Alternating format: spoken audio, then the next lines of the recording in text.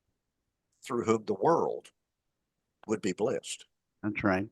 I think it's real safe to say, by the way, correct me if I'm wrong on this, Larry, but I think it's real safe to say that the nation of Israel, springing from Jacob, those 12 tribes, creating the physical nation in that land, were not exactly a promise or a blessing to the world. Right. They were really a warlike little people Yeah. who was intent on killing all their enemies. But God said the time was going to come in which they would beat their swords into plowshares. Yeah. Let me just say this one thing about God's promises. There were several of us in the library of the school. We were sitting there looking at these things, batting them back and forth, trying to figure it out. But when we came to the realization that God fulfilled his word and kept all of his promises, what came to my mind at that point in time, and I believe it to this day, if God kept all of his promises throughout the Bible from Abraham, Isaac, Jacob, Israel, I can trust him with every area of my own life. Amen. God kept his promises. There's nothing to doubt. Amen. Amen to that. And with that, I think we're through for this evening, Larry. I think we've run out of time. Good show, covered a lot of territory.